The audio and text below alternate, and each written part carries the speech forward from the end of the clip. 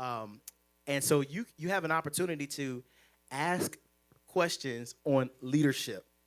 And so I'll start it off. This is one question that I thought would be pretty good. What advice from both of you guys would you give a person who is being called up to lead, but they don't think that they are ready for leadership, or they don't think that they have what it takes for leadership? Yeah, I think it's a great question. I think that's a question that every leader will struggle with. And here's the greatest bit of advice I could give you in that: your identity will never be attached to your performance. And I think one of the things that happens is too often we think that God's given us approval based on how well we perform instead of just overflowing out of our identity in Christ. And here's the truth, and this is what you need to know: the best version of yourself is the one God created. And I think far too often we allow this thing called church to get us out of our authentic self and into an adaptive personality that we've learned is approved by people, not by God. And so if you allow yourself to come back to your wholeness and you're made whole and healed in Christ Jesus, now you're ready to lead, right? And so we don't allow performance to get attached to the leadership. We lead out of the overflow of our identity in Christ. That's good. That's good. Pastor Justin, did you want to add to that? Check, check. There we go. Yeah, I would say you aren't ready. It's actually a part of what we require to do this in ministry is a dependency on God.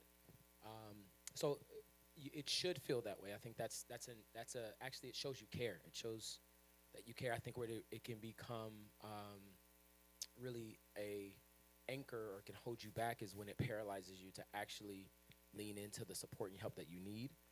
Ideally, there is a system in place that you can follow, or there's someone that is your direct report that you would go to that would be holding your hand as you're leading. So I think, with a system, it means that there is a play already developed of how we lead people.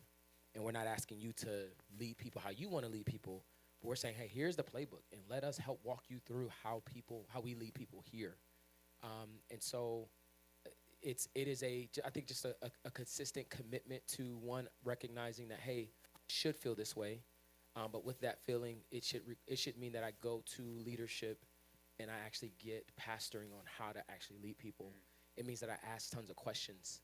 It means that I don't actually have many original thoughts. I actually ask my pastors, how should I be thinking about this? How should I be processing this? Should this offend me? Should I be threatened by this? This person said this to me. I felt some kind of way. Should I feel some kind of way? I lean not on my own understanding. I ask for permission of how to think, how I should be processing those kind of things. That's always been important to me. I think that's amazing. Can I ask this question for everybody in the room? How many of you guys have led either at a church in prior experience, maybe been a leader, maybe you are upper management at your job? How many people are at that right now? Got it. Cool. Pastor Dave, you can sit right here. So my question that brings us to our second question. This is by someone. What are some things or qualities you would look for in finding potential leaders?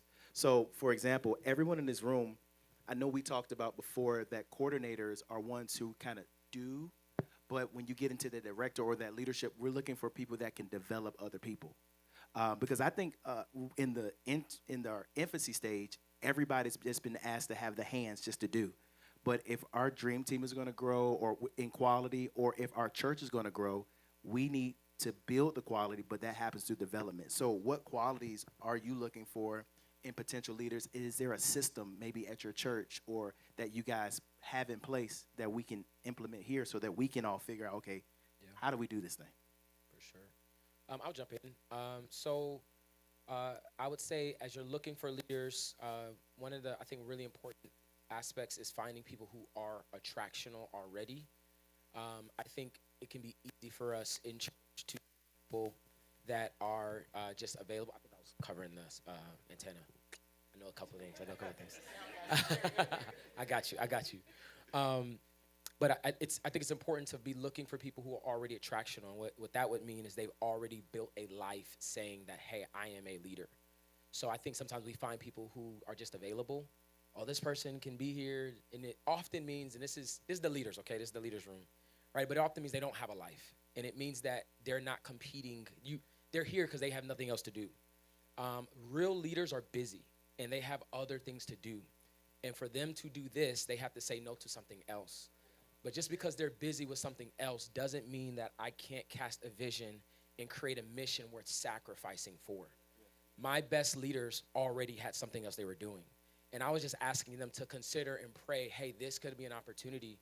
I know if you do this, this means you probably got to delay that next business you want to start, or you may not be able to join that social club that you wanted to do, or you may not be able to have as many nights at your fraternity or sorority as you typically would. And I was asking, hey, can this be a mission that you would say, hey, I would put this over others? So we try to find those people that are free time, they got nothing to do, and those typically are very great help. But when we talk about true leaders that can carry weight, I'm looking for somebody that's busy.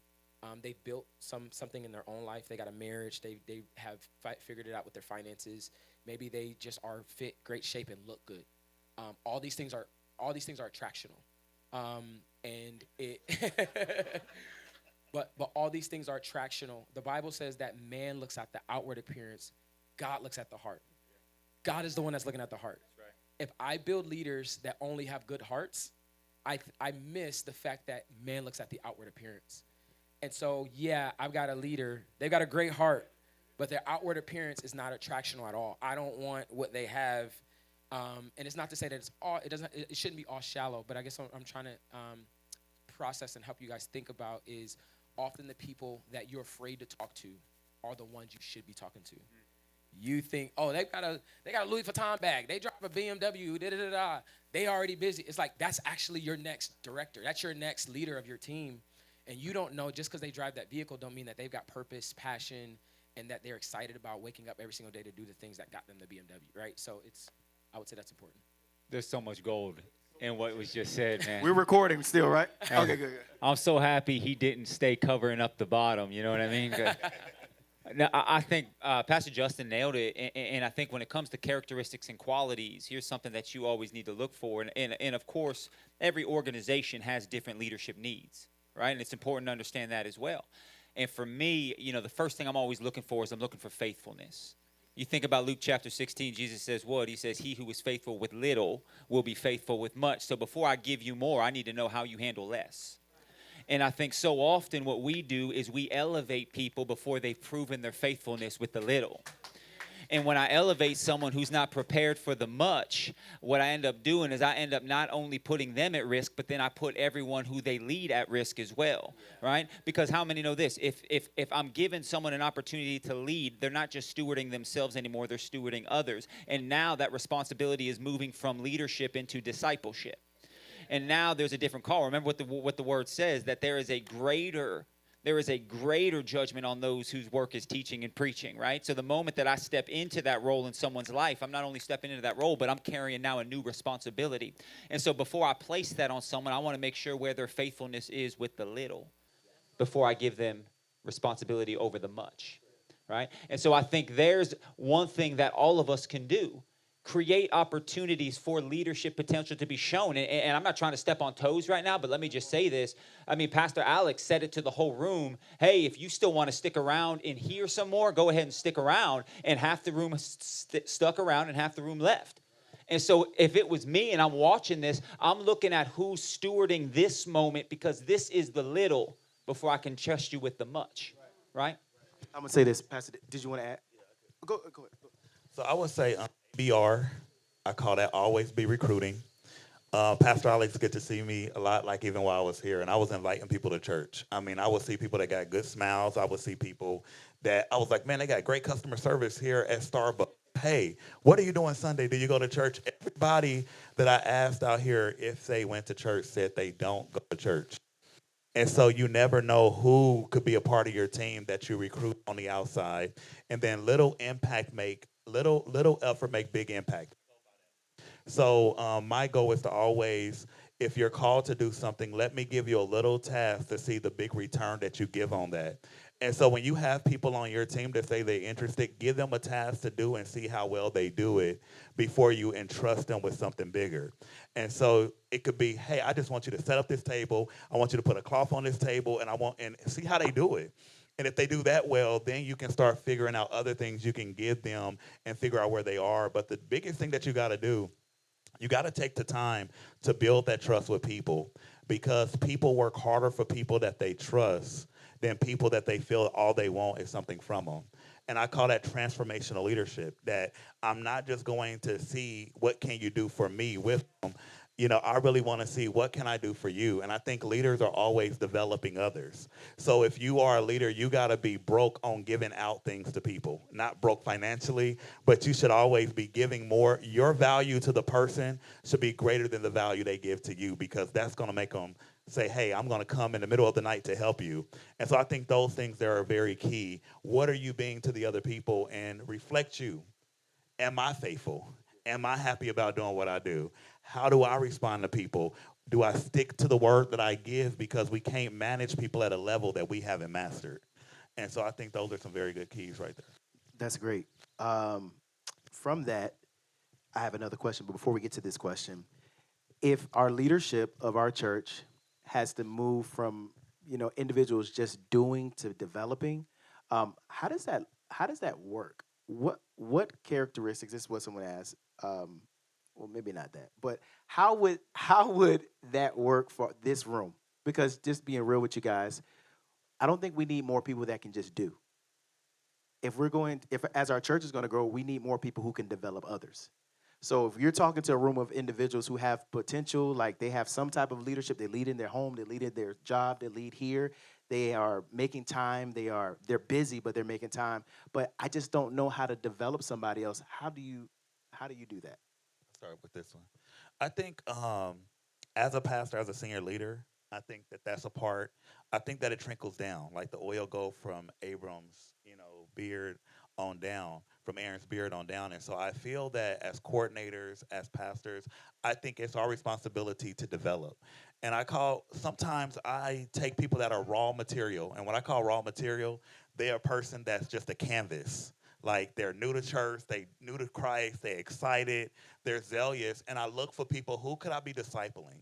Who could I be pouring into over the next 3 months and just walking through life with them and seeing where they are and pouring into them and letting them see, how do I live my life? So I think you should always be recruiting, but you should always be developing as well, because you don't get the team you want, you get the team that you build. And so if you're looking to cherry pick perfect people that got it all together, that's going to do the job, you probably going to have the hardest time. You're not going to grow your team. You're going to pretty much reverse your team, because people are going to leave your team. Life is going to happen. And so if you're not developing, I'm looking at, man, I'm going to need 5 leaders the next month. Who am I developing today? I'm training. Military teach you to train your replacement. And so when a person gets to the duty station and getting your job, the military say, hey, train your replacement so you can get promoted. And so I feel that we should always be training our replacement. We should always be developing in our department, because you will not get the people that you want. You would only get the people that you build. And so we got to be in the business of building people. And so as a coordinator, I rate people when I do that one-on-one with them. I rate people based upon their ability to develop people. So I don't give long-term tasks to coordinators. I do 6 months, 90 days. We kind of talked about that, because your number one metrics is, I want to see how can you grow what you have. And that's biblical. Jesus gave 1 2, 1 5. When he came back, the one that buried it, he took it from him, because he said, hey, if you can't double it, at least you would have put it on the market. You would at least doubled what I gave you. And so I think, as being a coordinator, as being a service leader, your job should be to be able to develop. And I'm going to reward, or I'm going to say, maybe I need to put you into a second chair and find somebody else that can develop people. Anybody else? I had a question real quick. Like, what's the average team size? Uh, just yell out your team size. Like, how many people? Guest experience is probably going to be the largest. How many do you have? Okay. Okay. Connect team maybe next 20. And Connect team consists of next steps, renewal, service management, renewal you, digital communications. Okay. Uh, So worship would be 13. Media, 24. Okay.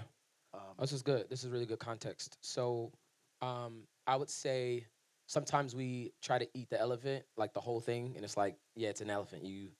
So so I have a good just metric as far as like what your leadership structure should look like.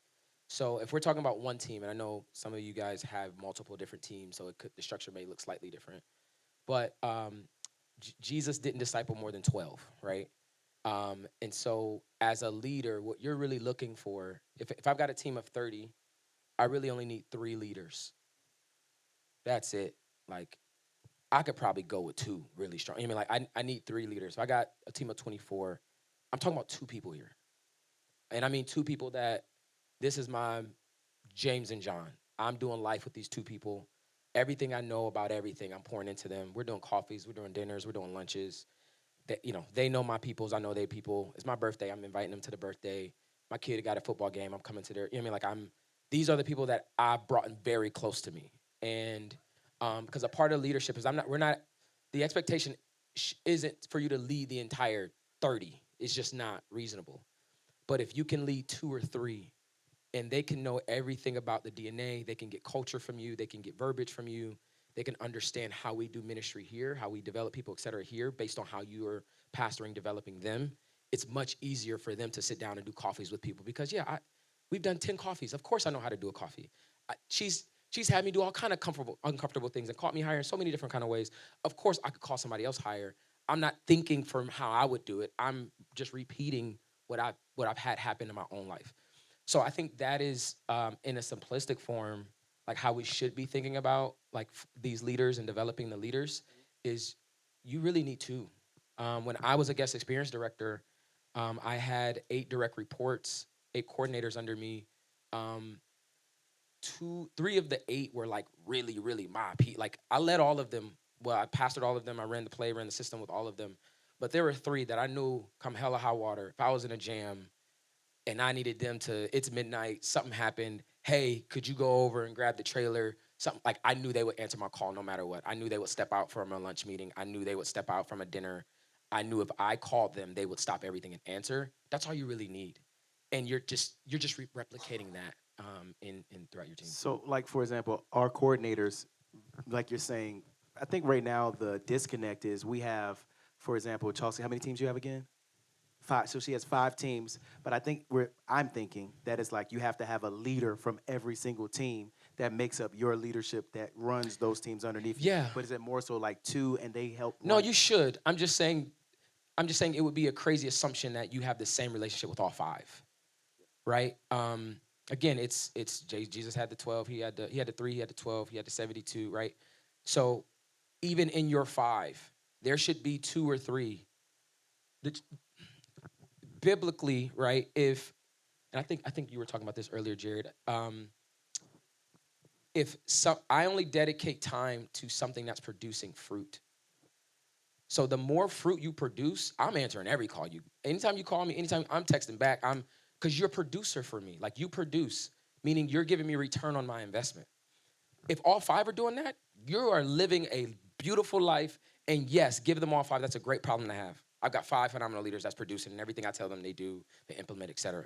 But typically, you're gonna have, of your 5, you'll probably have 2, you'll have 3. Some of it means, hey, these 5 are gonna be good, but relationally, me and these 2 just hit it off. Like we just see life the same. We've got similar interests. Maybe we got children that are about the same age. Maybe we're in similar life stages. And I've got people that I've built trust with. These are the sheep that hear my voice.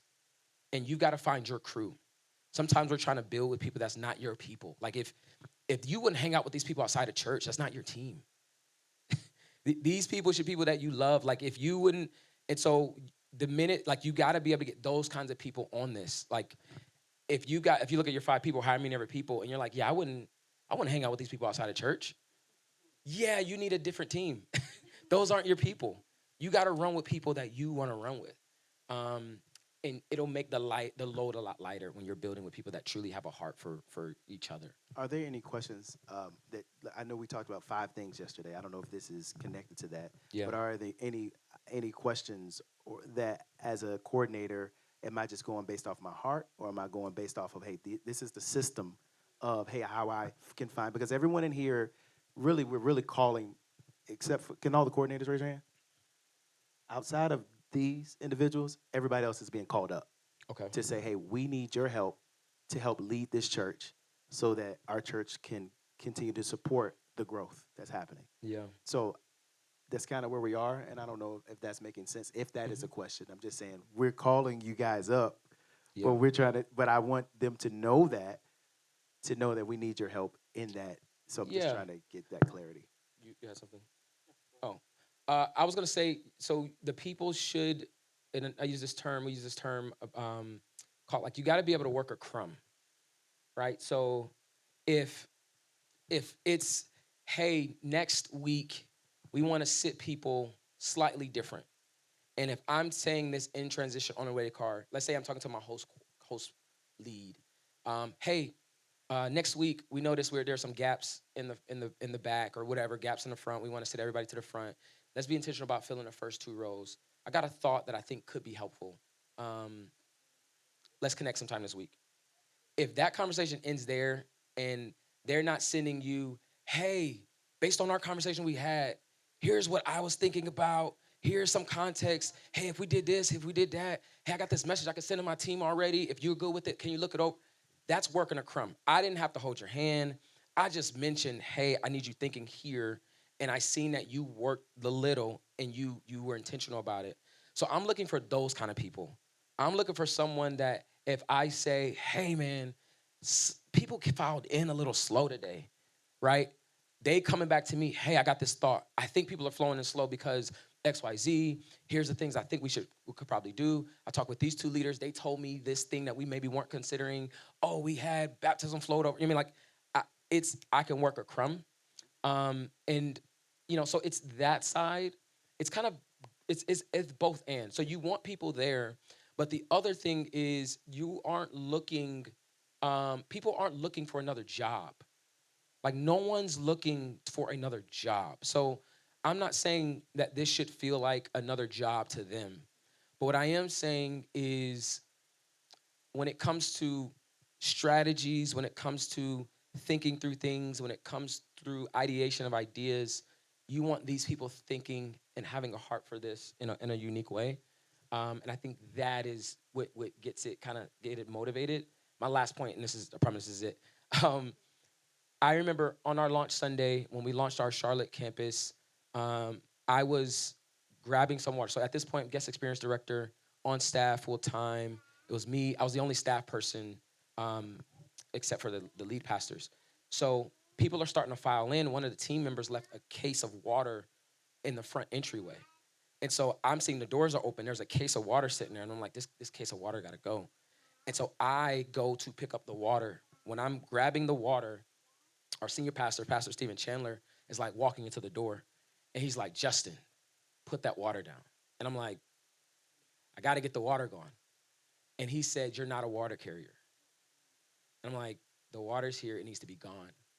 And what he was trying to help me understand is that you are not the person that carry and move the water. And in that moment, it made me divorce being a water carrier. So we have this term at Union, and if you're a water carrier, it's not a good term. You know what I mean? Like it means if you're a leader and you're on the parking team and you're the one putting up flags and cones, oh, you're a water carrier.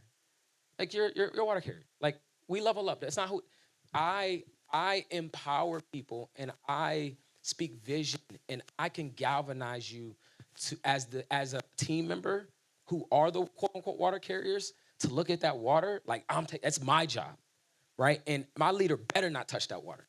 It's a different perspective.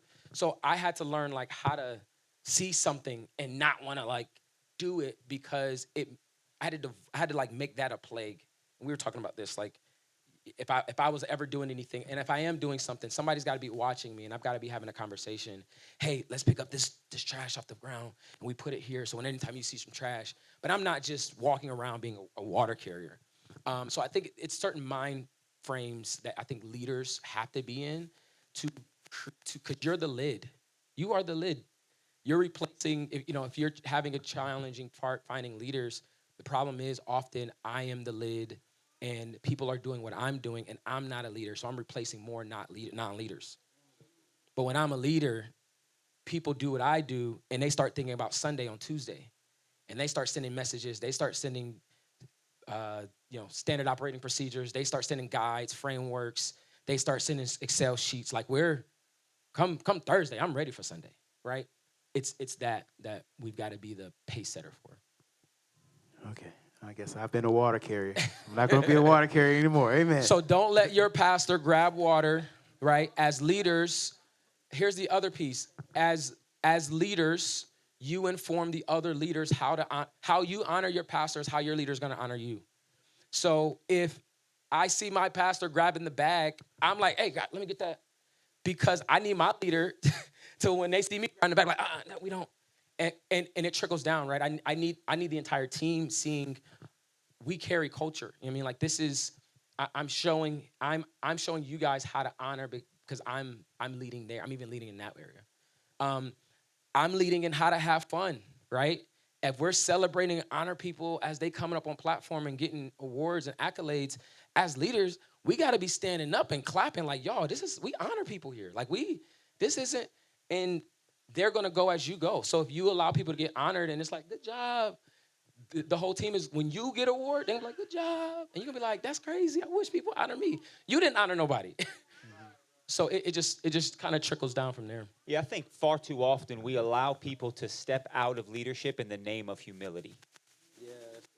Right? And so we think because I'm willing to pick up the paper, that's me showing my humbleness, my humility. And I want people to see that my posture isn't above this. But however, what happens is when I allow myself to go into an assignment that God did not place on my life, I end up robbing someone else of their assignment.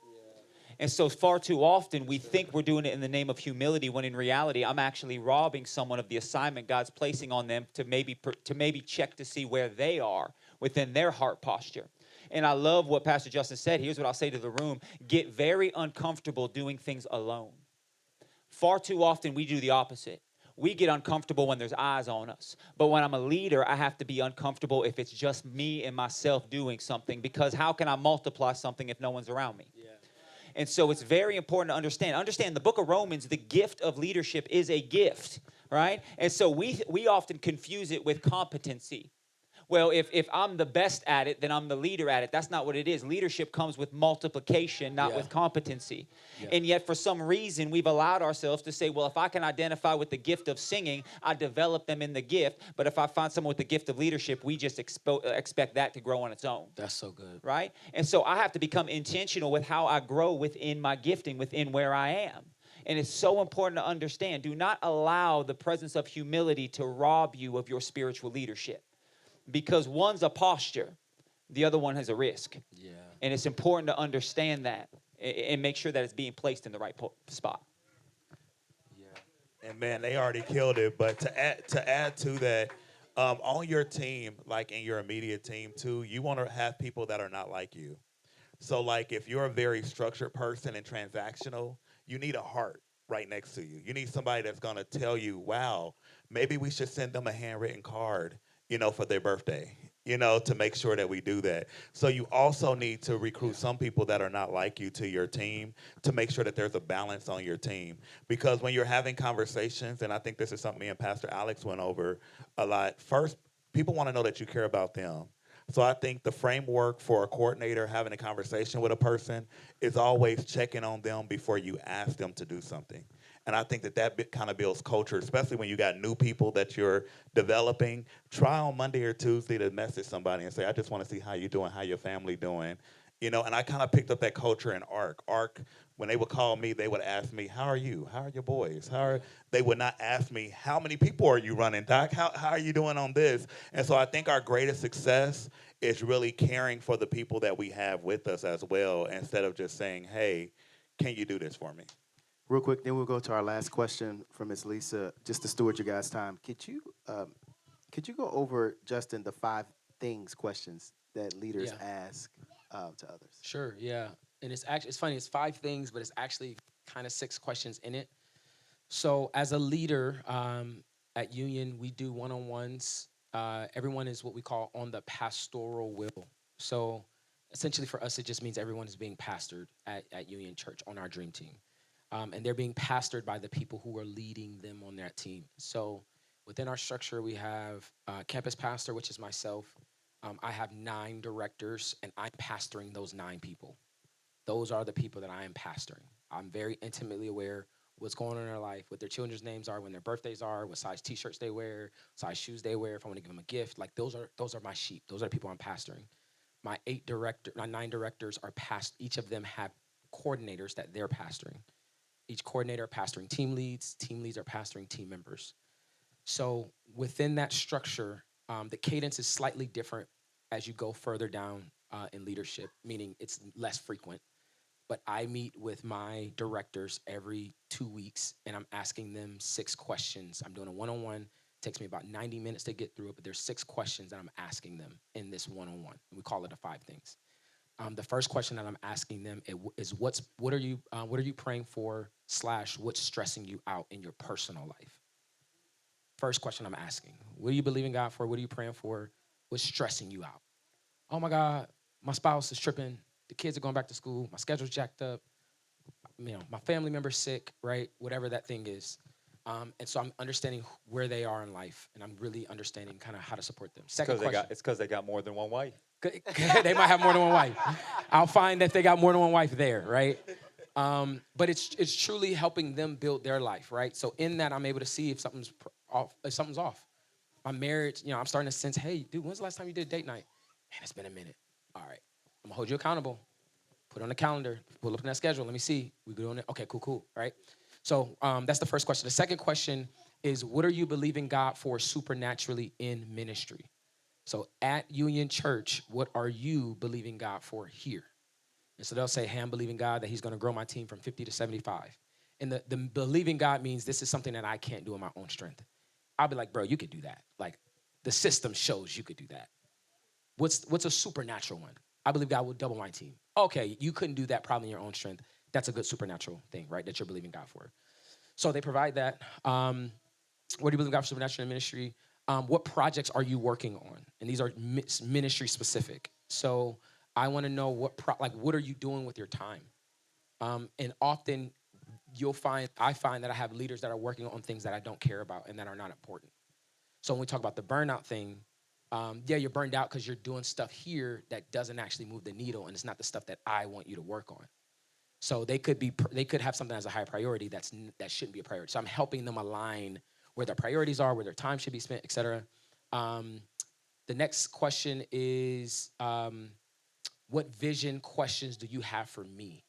So we want our leaders thinking about the vision of our church and leaning into what questions about that vision. So it could be, hey, are we going to go to a third service at some point? Hey, are we going to get a permanent building at some point? Hey, what do we do when groups launch? Like whatever questions around the vision of our church, I want them thinking of questions. And when they get on these 5 things, they know if they don't have a question in these, I'm like, hey, like you should have a question here, even if you're making up one. I need to know that you're thinking about the vision of our church. And then the last question is, what do you need from me? And the question really is a question that's like, what can I do to make your role easier? Like, what am I missing? Maybe you're like, hey, Justin, you joke on me every meeting with the other leaders and it got under my skin. I'm like, okay, my bad. I'm sorry. I'll be more mindful. Sometimes it's, hey, I need more calls from you. You don't check enough. And I'm like, I'll tell you a quick story. When I was a guest experience director, had our parking team, and I transitioned our coordinator over that team, and there was a vacancy. So I was kind of leading the parking team. I had team leads leading the team as well. They would lead Sundays. But they weren't used to me being in the parking lot. I was in the auditorium a lot. I was doing a lot of other like non-GE stuff. And so I would go outside, and they would be like, what are you doing out here? What are you doing out here? And it was almost kind of like, you're not supposed to be out here. And I'm like, why y'all keep... And they said, hey, man, like every time you come out here, we're typically in trouble. And I was like, I'm sorry. Like, I missed it. I was the person that was coming down with an iron fist to that parking team. And that was the perception that they had, because I only came out there when something was wrong. Traffic was backed up. Police couldn't get people off the street. Accident happened. I mean, like, I was only the guy coming out for that stuff. And so that showed me, okay, yeah, I need to. So that kind of stuff would typically proactively come up in a 5 thing so you can get ahead of it. Sister Lisa, close us out. He basically answered the question that I had. I'm just going to use the number that you put out there. When you said you had 5 leaders and you built a relationship with 3 of those leaders, how do you deal with the other 2 to make them feel? Because I find that in management, when I have people on the team that they're not really producing, so you find yourself gravitating towards the people that you know you could depend on. Yeah. What do you do to make those other people feel included, still part of the team, and still want to work and volunteer, I guess you could say? I don't know if I've had that as an issue. I don't know if having my 3 alienated the rest. You know what I mean? Like it wasn't like I was coming in. I'm like, oh, my people, come here. The rest of y'all stay over there. It wasn't that. It was after the meeting, they're the ones on the way home calling me, hey man, great meeting. You know, so it was less overt in the front. You know, I was intentional to make sure I was honoring everyone, and I didn't allow our individual relationships to dishonor the group. So got to be wise in that. You don't want to alienate people, like especially if they're all on the same level in the organization. Have you feeling like you got favorites? That's not a good culture. So it wasn't that. It was just more so I knew that there was a more access that they would get because of what they pulled from me, and all the other ones had that. They could do the same. They just didn't want that. And so I gave them, and all the others are fine. They're like, yeah, I don't need to talk to you every day. I'm good. You know what I mean? And I'm like, okay. You know Well, that's a key piece, though, and I want to make sure you don't gloss over that because what Pastor Justin just said is very important. In a healthy organization, those 2 that might not be yours should be someone else's. And I think that's the part where multiplication comes into this whole play, right? If I have my 3 and the other 2 are neglected, Yeah. I just have a healthy self, not a healthy team. Yeah. And it's very important to understand that. And so if I get to my 3 and I notice that there's some that are being neglected in the process, I have a new assignment. And what is that? My new assignment is to begin to multiply. Here's the truth. Out of my 3, maybe one of my 3, that's one of theirs. Yeah. That's where the multiplication begins to happen. And that's where the healthiness not only comes with the leader, but it begins to trickle down through the entire team, ultimately into the organization as well. Yeah. And you gotta have leaders around you that cover you. Meaning, if you suck at texting, don't have leaders that live and die on this response time of your text messages. You need Justin's heart's coming out right now. Yeah, Hey, like- look at it.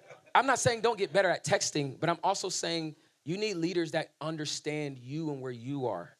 My pastor, Pastor Brian, I told him Friday, hey man, I know I told you this like 2 weeks ago, but hey, I'm heading out. Did you remember? He's like, no, I completely forgot. I was like, oh my God, you forgot. But he sent me a whole list of breakdown. Hey, when you go in there, make sure you're thinking about this, thinking about that. I'm like, great. There was no, but because of our relationship, like that's not a thing. Sometimes we have leaders that around us that what they need, you are deficient in.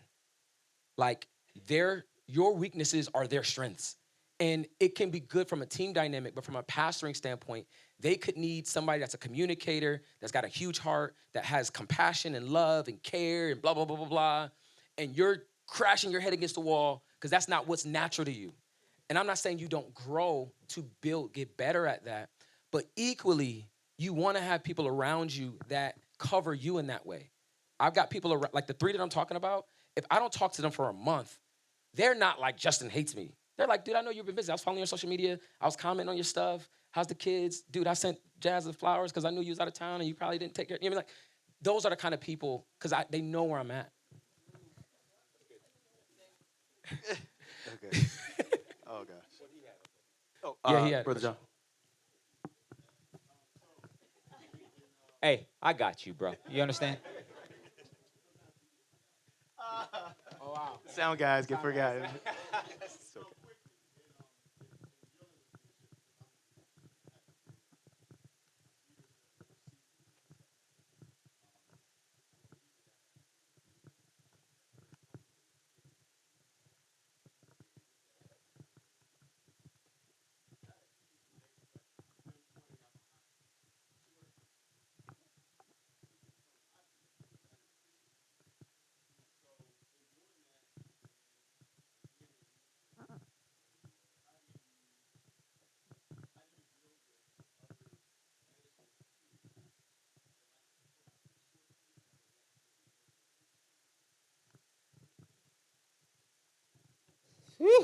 So, man, I think first and foremost, obviously we allow that moment to expose where development is needed, right? So here's one thing about feedback. Far too often we wait until feedback is necessary before we develop a process for feedback, right? And if I create space for someone to give feedback in a healthy manner, it avoids it coming up in an unhealthy manner, right? But here's something that you're saying that I don't know why, but as you were talking, man, I just felt the Holy Spirit kind of press this on me in this moment. Um, Everyone in this room, we're always going to have that. And I think that's born out of something very important for us to understand, because this church is growing. You're about to go to new services. And here's the risk that every single person in this room has. We've been there when we added the fourth. And let me just tell you, if our building were to get pushed until January, we'd have a fifth coming up in a week. And so we're there. And the question becomes, how do we get people to buy into that vision when it's that much and it's that exhausting and all those types of things? And y'all are stepping into this here. And here's the answer to that. We must understand as leaders the difference between sacrifice and surrender. If I say that, you know what, I'm sacrificing to make this work, in my mind, when I sacrifice, that tells me that I should gain something. I'm sacrificing to make room for something. When I surrender, I trust God with his will. And those are two very different things.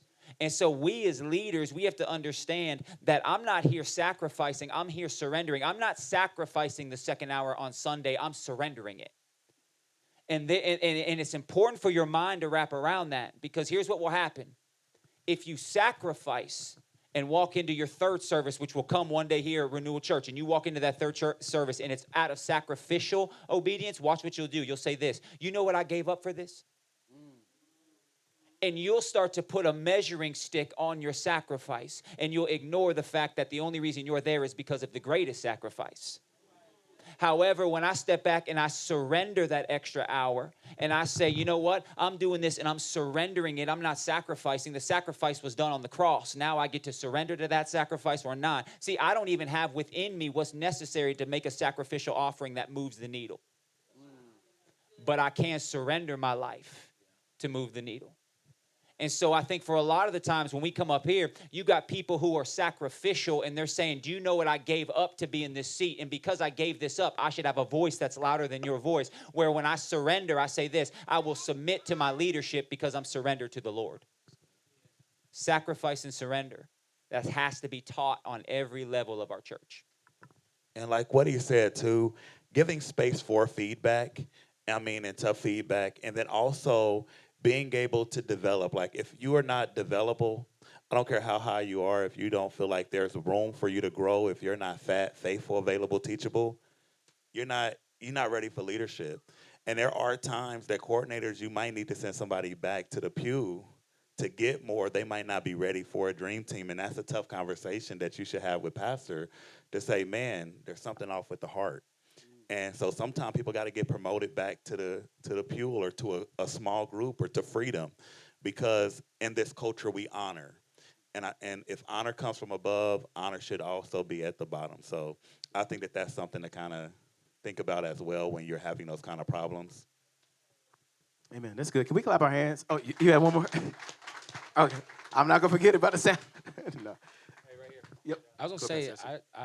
I don't know if there's anybody else that had questions they wanted to blurt out. I'm good. I was trying to honor your time, but if you guys are good, Yeah, I'm good too. y'all know.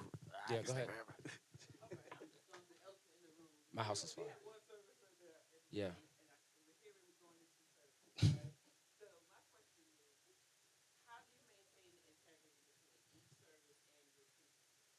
Yeah.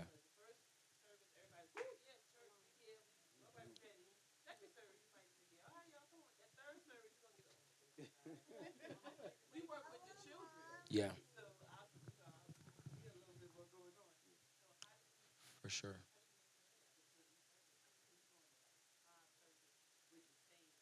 Yeah. Yeah. So you got to think more systematically with that. So one thing that we have is called OAO numbers. It stands for optimal. So the letter O, it's an acronym. O stands for optimal. A stands for actual. The other O stands for opportunity. And it's essentially each team has OAO numbers. So kids team, you should know on an optimal Sunday, here's how many people are serving this Sunday. Your optimal number may be 10. It may be 50. This is why I'm like, your dream team is larger than it probably needs to be. Because the numbers, if you broke this down, you'll be like, oh, we got way more hands than we actually probably need. But so if it's 10 people to run a Sunday, you got that number. And now you're looking at your team and you're saying, okay, based on these numbers, how can my team fill these numbers? So really, when you look at your OAOs, all it does is multiply that number. So if it normally takes 10 people to run one service, it'll be 20. What's your number? Yeah, like what does it take? 15 to run a Sunday, one service? 6 people, right? So you need 12 people serving per Sunday. When you go to 2 services.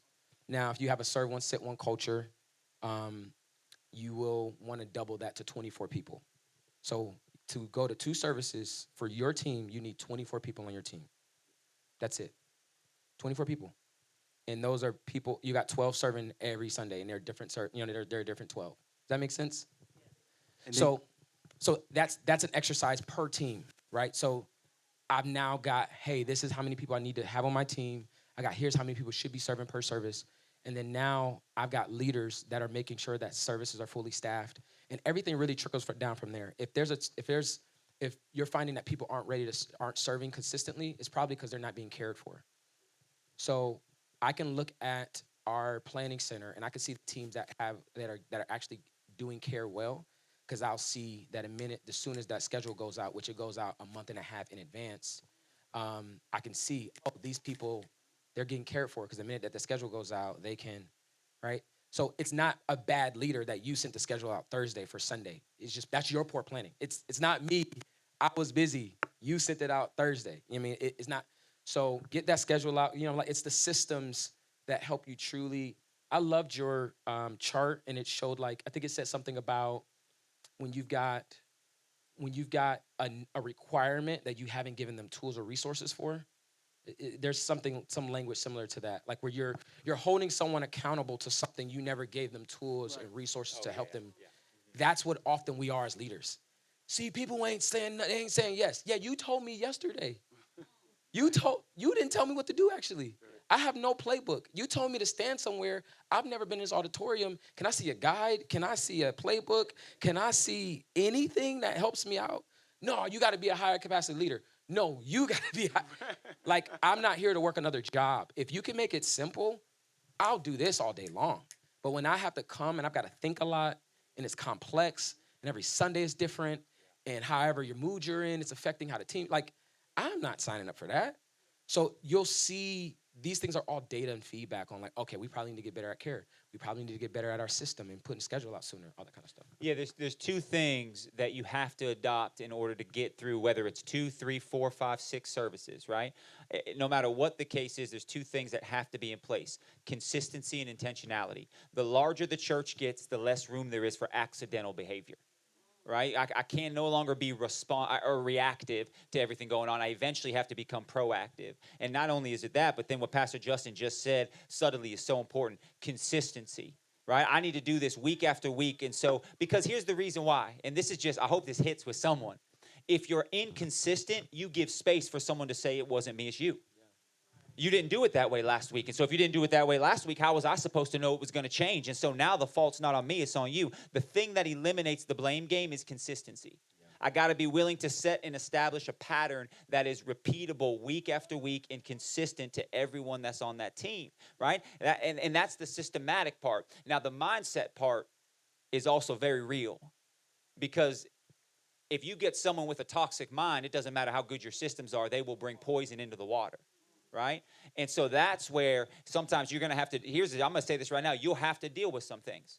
And that's part of this process. Remember, who gets you to one place might not get you to the next. If you've ever taken a plant and you put it in a pot, that plant will only grow to the size of the pot. And so if I want to grow a bigger plant, what do I have to do? Move it into a bigger pot. But what happens is when I pick that plant up, 2 things happen: roots break and dirt falls off.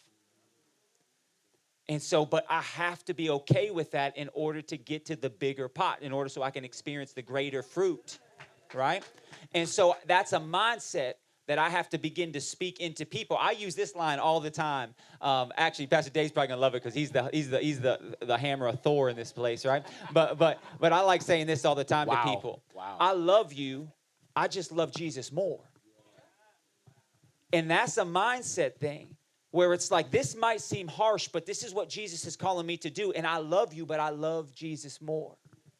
And that's a mindset that when that's adopted, it resonates. Here's something that we have to do at One City Church. And this is across the board. We use this language with everyone. Number 4 will be the best. Yeah. And we take that approach every Sunday. 4th service will be the best service. Done. And we adopt that mentality. I want people, and I preach every service. And I want people to have in their mind, and I want my own mindset to be this: people will wish they were at 4th service today. Yeah. Like, that's the mindset. And if I can get that to resonate, it doesn't matter how many services you have. We're all in this, and the more opportunities God gives us, the more faithful we're going to be. And one of the reasons why 2 services is so important is because above all things, I wish that you will prosper and be in good health as your soul prosper. And so the soul care, so as me and Pastor Alex started looking at the soul care and the needs of the people on teams, we realized that people were not able to go and sit a service. And so people were not getting fed in leadership. And so even as leaders, we got to take time to get fed. We got to be fed. We need to be sitting in service because our marriages count on it. Our relationships with our children count on it. And so if you're pouring out everything you have, but you're not getting refueled, people might get the wrong part of you, a wrong version of you one Sunday. And so you got to see it, and even in the book, it deals with, you got to have a rhythm of rest. And if you don't take the time to say, I got to go get what I need, I got to go take some time for me. I got to go get a word for God because I need a word to unlock my week.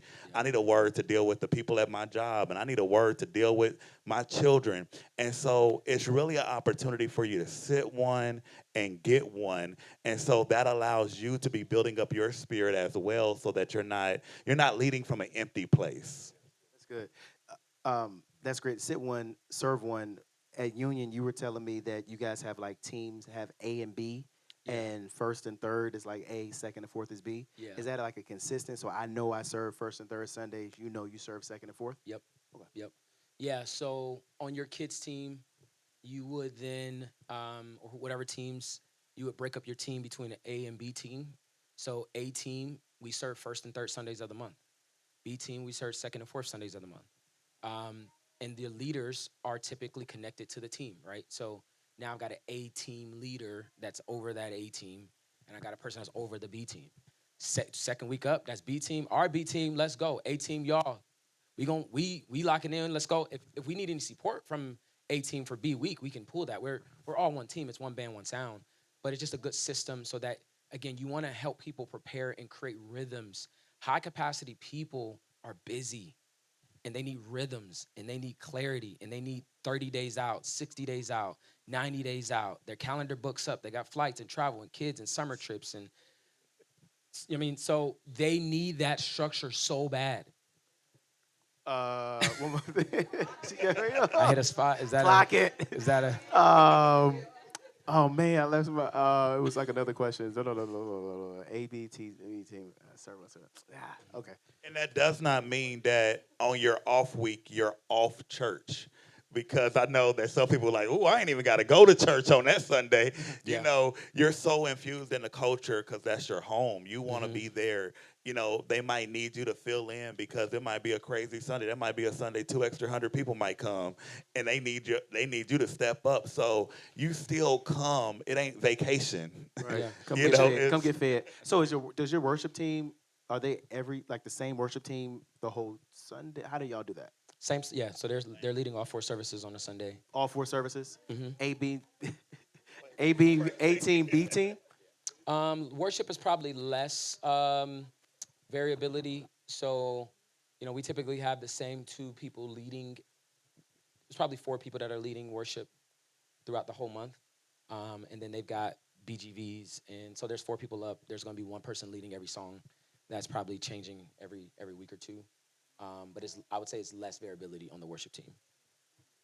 Worship team, they yeah, always got. But that's what. No, happens. but I guess what I'm saying is like, but the people that are leading every Sunday, they're paid. You know what I mean? Like it's their job. You know what I mean? Like we're not asking a volunteer to serve every Sunday.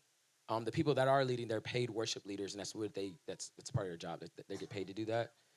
So it's slightly different in that way. Candace, she's on the worst team.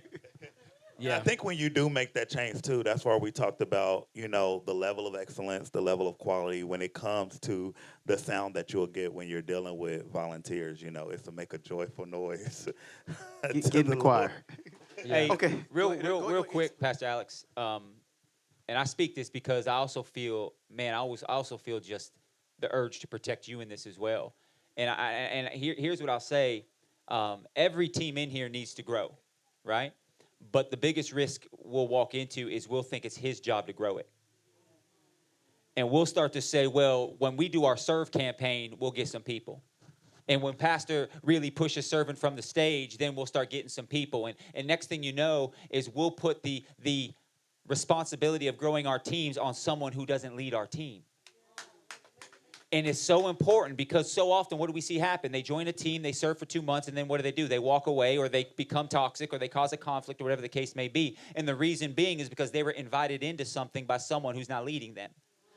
And so I was talking with Pastor Justin earlier. One of the things that we implement at One City is we call it 2 by 2. And so every one of our main directors and team leaders, they have an assignment every week. This is actually what we start staff meeting with, 2 by 2. 2 people with 2 parts of a conversation. Here's what it is. Every Sunday, every one of our people is responsible for connecting with 2 new people, and they say 1 piece of encouragement, and then they give them 1 invitation to join a team. So every single week right now, if someone comes to the table and they don't have a new volunteer, something failed. And here's why we did that. Because for the longest time, it would wait for me to hit September, whenever our serve campaign was, do a big preach on serving and preach on giving and that type of a posture. And then we would have this huge influx of people, and then we would find all these people in places God never assigned them to be. Where instead we allow the relationship to fuel the direction. Right. Is there like for a coordinator, like what's the main responsibilities of a coordinator? Like, is there a coordinators do this? Oversee teams. Okay. Right now, because our team leaders are not really in place, a lot of them are actually functioning in the role as a team leader in that particular place as well. Okay. So they are to oversee the team leads, but until they get team leads there, Got they're it. actually running the teams too. Got They you. overseeing themselves right now. So so and this may be something, again, this is just this is something that you guys can adopt if you so desire. So a coordinator for us has 4 responsibilities. There's 4 things that coordinators do. If they're doing anything else, they're not doing a coordinator role. The responsibility of a coordinator is not necessarily in order, higher, like best to least, but these are just the 4 things. To grow the team is a coordinator responsibility. To care for the team is a coordinator responsibility. To make the team better and make the team exciting. Those 4 responsibilities. Your coordinator and your team isn't, if your team isn't exciting, I'm not looking for your team members, and I'm not looking for your team leads. I'm asking the coordinator, hey, why does the team seem flat? Nobody's excited, nobody's confident, nobody's got smiles, right? So grow the team, care for the team, make it better, and make it exciting. That's gold. So it's very simple, right? So and there's a lot that flows into that, right? To care for the team, there's things that got to happen. To make the team better, making the team better is really an excellence thing. It's, hey, last week we struggled here. What am I going to do to make it better? It may not even be struggles. It may be, hey, I want to move the needle here. Pastor's probably not thinking about this, but I seen this. I got an idea that I think could make what we're doing good, but I think we could take it to great. Got an idea. Let me bring that to Pastor, see what he thinks about making something good to great. Grow the team, care for the team, make it better, make it exciting. So growing the team, one of the metrics that we value is, can you grow a team? You call it Renewal U, we call it Grow Track, but can you grow a team outside of Grow Track? Like, can someone, for us, it's not a requirement to go through Growth Track to join a team. A next step conversation is, so we need to first have a conversation to make sure this is your best next step, all that kind of stuff. And we can put you in Growth Track after you're on a team. So if you shadow that week, then hey, after you get done shadowing, make sure you go to growth track, get caught up, right? But for me, one of the biggest flexes is a coordinator that comes to me or a director that comes to me and say, hey, I got this new person on my team. I'm like, how did they get to your team? We went to coffee, I did a next step conversation, and they're on the team. I'm like, so you didn't need growth track. You didn't need no one to push it from platform. You took it on yourself. You found a high capacity leader and you got them on your team. So a lot of that's rest on the coordinators to be able to do this. What's the team leader's responsibilities? Yeah, so the team leaders, they are really running the Sunday. So we call our team leaders are so directors are developers, coordinators are strategists, team leads are implementers, and then the team members are executors. Directors are developers, coordinators are strategists, team leads are implementers. So they're taking the strategy and they're implementing that strategy. And the team members are executing on that implemented strategy. So that's how vision is flowing down. So a team lead is making sure that, so a coordinator is saying, hey, we're gonna run this new parking play. Coordinator's telling that to the team lead. Team lead say, okay, cool, I strategize with the coordinator, here's the parking play, here's how it's gonna work. The team lead is telling the team members, okay, hey, team member, I need you to stand there, I need you to put the cone there, I need a flag to go there, A-frames are going there. And then it's the team members who's actually doing putting the A-frames out, et cetera. The team lead, though, is leading the team. They're leading the troops on that Sunday. Another analogy, I know somebody say, y'all don't do football here, but the way that I like to think about it, or not, y'all said basketball. Y'all said basketball. Okay, so y'all get the football analogy. The football analogy is, the best way to think about it is your coordinator is the coach on the sideline, calling the play. They're thinking about the strategy. The director is the coach in the press box. They're not even on the field. They're seeing the full field. The coordinator is on the sideline, head coach calling the play, or offensive coordinator, whatever. The quarterback on the field is your team lead. And then the team member is the one catching the ball, running the ball. That's another way to think about just kind of the structure of the teams. What'd you say? Okay, yeah. I know we got to go, but I'm going to say this. I think from Union Church, just from hearing you guys, it's like you guys have the systems down to a science. Like it's packaged so well that you can easily remember. Where did y'all create that, or was that from art? How did y'all come up with that? Yeah, I mean, it's we just have an obsessive culture over learning how we do it here. So I could grab can you grab my book bag real quick? I'll show you something. It might blow, or it's the other one. It'll probably blow your mind. It's the letter right behind it. It's a bunch of money in that other one. This ain't nothing in this one. Ain't nothing in this one. Ain't nothing in this one.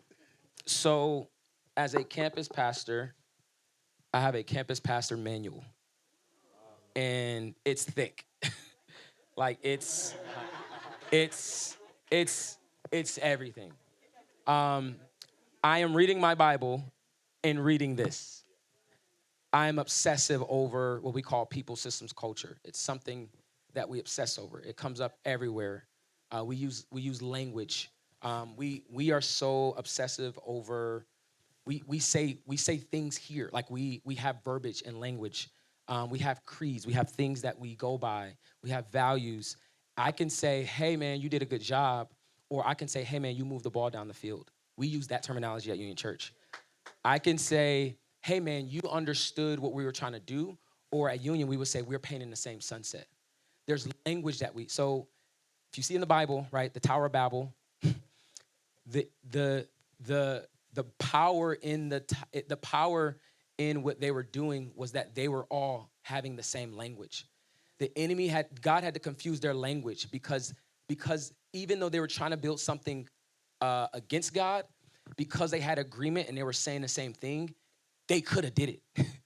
So he had to confuse their language so that what they were trying to build couldn't be established. So a part of any culture is to have the same unified language. So we have to have the same language. We have to see things from the same vantage point. We've got to process the same way.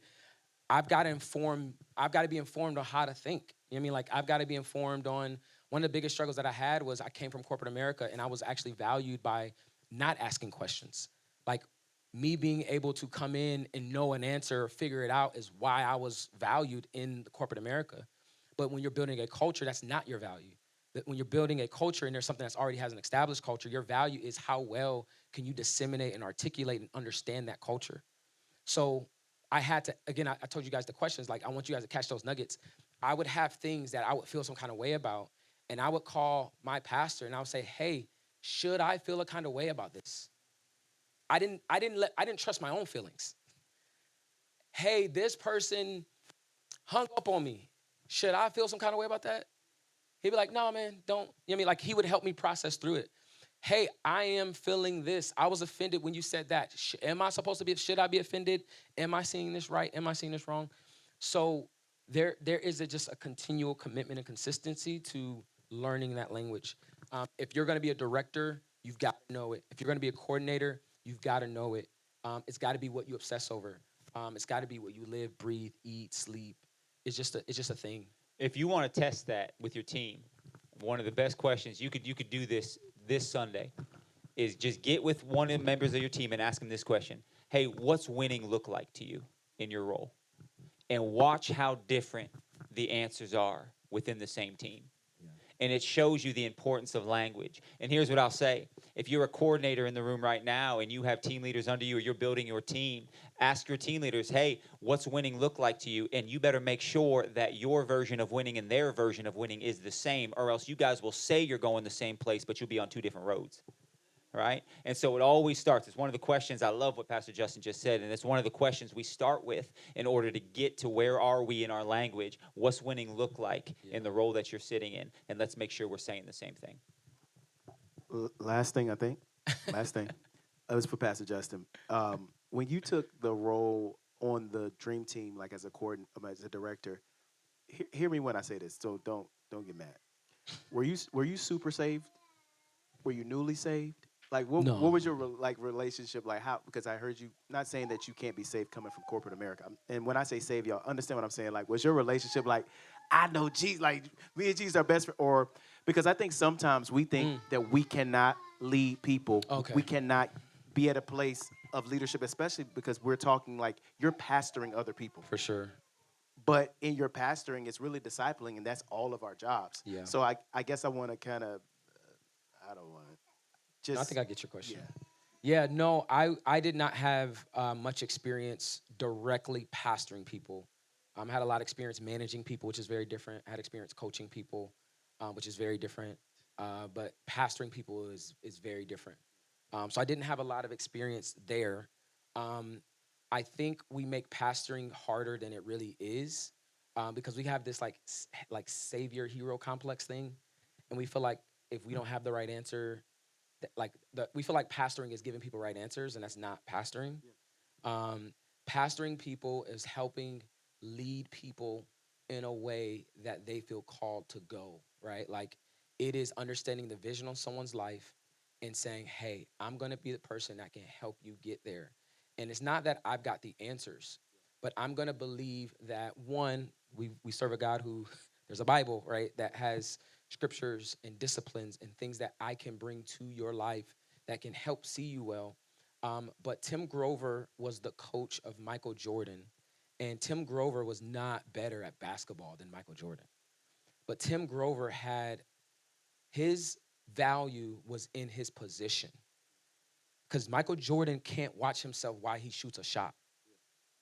So the value that Tim Grover brought to Michael Jordan wasn't because it wasn't that Tim Grover was a better basketball player. It was that Tim Grover could see, hey man, when you shot that shot, you came down really hard on your right leg, and that might be okay for one game, but if you do that for 28 games, 32 games, 55 games, 80 games, you might sprain something. Hey, let's, and Michael Jordan would have never known. Hey, I don't know if you guys have ever seen the video. It's a popular clip. Michael Jordan is like leaned over, hanging onto the bottom of his shorts. That came from Tim Grover.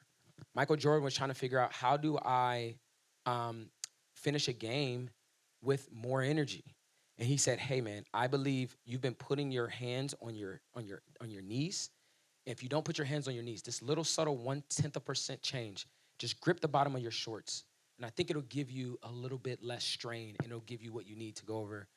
That's he was intentionally doing that. He was coached to do that. So the value that you bring to someone is your vantage point. It's that you aren't so in the weeds of their life. It's that when they say something, you be like, that sounds a little crazy. They're like, really? You're like, yeah, that sounds a little off. Okay, like help me process through this, right? So your value is in your perspective, is in your line of sight. So yeah, I wasn't good at it. I took a bunch of L's pastoring people, meaning like I said things to people that they didn't receive well. I pushed people in a way that they didn't want to be pushed. I was insensitive to people's feelings and emotions. I am a C, I'm a doer. So I'm the guy that like you come crying to me. I'm like, okay, cool. Yeah. All right, okay, yeah, okay, cool. All right, now, but we're gonna do about it. And they're like, well, you're not hearing me still. And I'm just like, no, I heard you. But when we gonna actually do something about it, let's do something about it, right? And and so these things I'm still learning, right? So it's not a perfection thing. It is, no, I'm committed to trying to grow this thing and get better at it. And I promise you'll see more fruit than you think because God can use you and he will use you. I just wanted to make a quick recommendation. I think that we got to have tools, and that's why I believe in writing. I believe in reading. And I think a really good book for every coordinator or leader in here should be John Mark Kramer. He wrote a book called Practicing the Way. And it talked about how God didn't call us to be Christians, good Christians. He called us to be apprentice. He called us to practice the way by discipling other people. So I recommend that. That right there would change the culture. And a lot of the things that we talked about today is modeling, it's demonstrating. More is caught than taught. So you can tell somebody something, but if you show somebody something, it makes a major impact. So I think that book right there, it changed my life as a leader, as a person that have been in the faith. It allowed me to know that I'm not called to be a good Christian. I'm called to be a disciple. And all disciples make more disciples. They multiply. And so I think that that's something that everybody should kind of get in the mindset of as we grow as Renewal Church. So good. Can we clap it up for these pastors? Thank y'all so much. We honor you guys. Really appreciate